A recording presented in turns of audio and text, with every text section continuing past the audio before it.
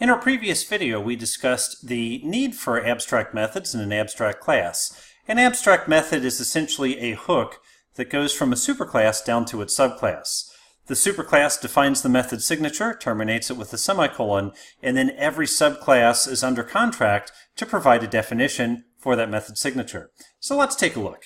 I'm in my vehicles project, and one thing we'll see is that vehicle is the superclass of all the other vehicles that I have. So Neon, Cavalier, Prius. Superclass is the subclass of all those. If it helps to visualize, here's the class vehicle, here's Neon, Cavalier, and Prius, according to this diagram we've been drawing all term.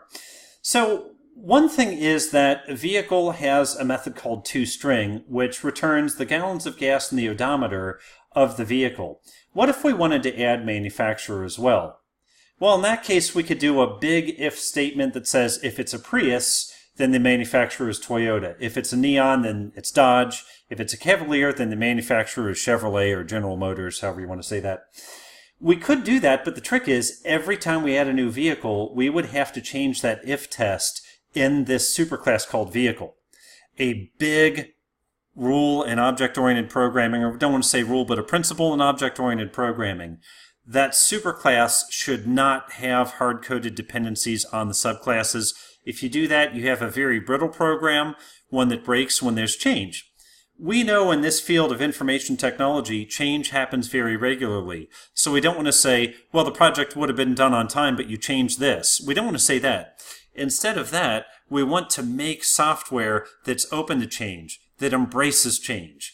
And for that reason, that's why I say our vehicle should just know about the abstract concept of vehicle. It should not know any details of its subclasses.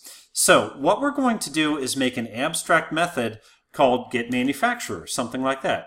So I'm going to say abstract string getManufacturer. Okay? And terminate with a semicolon, because this is only a method signature. Now, what's interesting is, take a look at this. Well, that's just a signature, and I'll go ahead and put I'll put some documentation on top of this. As a matter of fact, let me make this protected, which means it's visible to all subclasses. So I'm going to say get the manufacturer of a given vehicle subclass. Okay, the name of the manufacturer.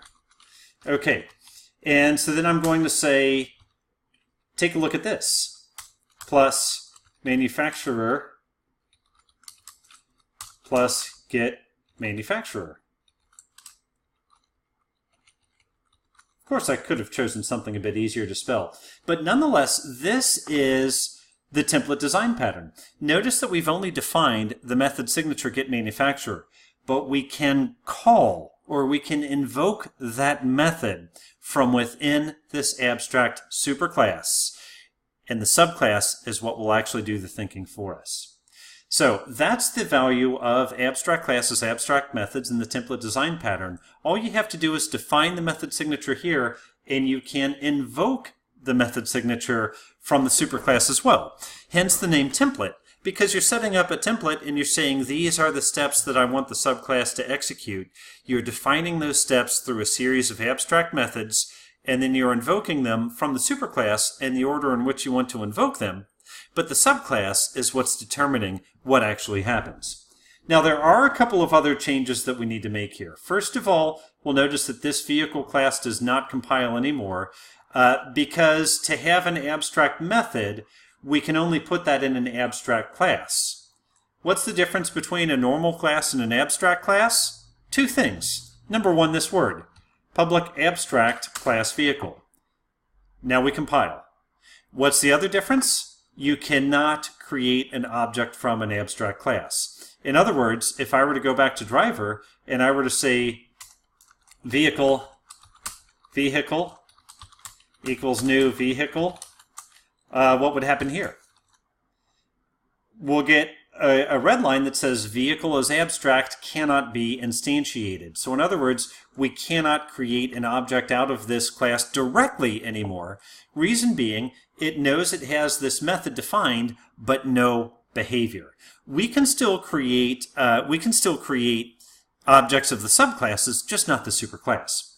You might have noticed something else that happened. As soon as I defined this abstract method and I made the class abstract, notice the compile errors that happened over here on the left. Holy smokes, what's going on? Well, let's click on the Cavalier and see what's going on. I mouse over the Cavalier and it says Cavalier is not abstract and does not override abstract method getManufacturer. Just like implementing an interface, when we extend an abstract class and that abstract class has an abstract method, we're under contract to give definition to those abstract methods. So it's easy to do. Just an Alt-Enter, implement all abstract methods, and I can return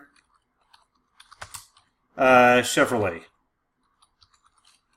Just like so, because we know that all Cavaliers are made by Chevrolet or made by General Motors. Now, a little side note to that, that's actually not true in Australia. It blew my mind my first time in Australia. Cavaliers are Toyota branded in Australia, but nonetheless, we'll stick with the U.S. model for the moment. Prius, again, very simple. Implement all abstract methods, and we'll say Prius getManufacturer. We'll simply return Toyota. I don't have a Prius myself. I do have a Toyota. Love it. Absolutely love it. Go to my Neon. Similar thing happening here. Neon, a car that I had many years ago when I was in college. And actually, at one time, I owned a Cavalier too. So I've owned each of these cars at one point. But getManufacturer, return Dodge. And Inventory Reader, not sure what's going on with that one. Let's see here. Oh, okay, I see. Now, this is an interesting one. This is giving us trouble because this was instantiating a vehicle. We made this class a long time ago. At that time, we were able to create an object out of vehicle. I'd have to think about the best way to handle this one, but a cheap way out is just to make it a new Neon, because that's kind of our basic no-frills vehicle, and suddenly everything compiles. Now, let me go to Vehicle, and this is where it's going to get interesting. I'm going to snap a breakpoint on this toString method. And as a matter of fact, I'll tell you what, before I do that, I'm going to split this out into a couple different lines so we can visualize it a little bit better. I'm just going to say getManufacturer, and then we're going to say string manufacturer equals getManufacturer. And then I'm going to take that, and I'm just going to append it to the toString here. I'm going to run this program one time as is, and then I'm going to run it one more time with the debugger engaged. So let me run it as is here. Driver. Okay, choose a vehicle to create. Yeah, Neon's fine. Gallons of gas, 10. Miles per gallon, 25. Odometer, 25,000. Do you want to create another vehicle? Sure. Let's go with Cavalier. Okay, is it a convertible? No. Okay, gallons of gas. For the Cavalier, let's say 15. That was a little too much. I was going for 15.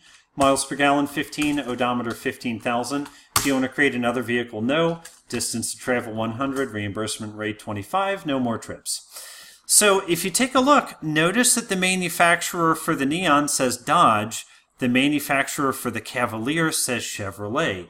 Now, naturally, it looks like I need to add a little space in there, but nonetheless, you see it printed out the correct manufacturer for the correct car. Now, let's set a breakpoint and run this one more time in debug mode. Let me just see if I have any other breakpoints I want to clean up. Looks like just a couple here. And let's go ahead and debug this and watch what happens in the debugger. So I debug. And many times, there we go, choose a car to create. Yeah, we'll go with Neon, that's fine. Enter gallons of gas, 10. Miles per gallon, 15. Odometer, 15,000. Do you want to create another vehicle? Yes. Let's go to Cavalier. For Cavalier, is it a convertible? Sure, let's make it a convertible. Gallons of gas, 10. Miles per gallon, 10. Odometer, 10,000. Do you want to create another vehicle? No. Distance to travel, 100. 35-cent reimbursement. No more trips. Okay, now, take a look at where we are. Look very carefully. We're on the toString method where I set the breakpoint.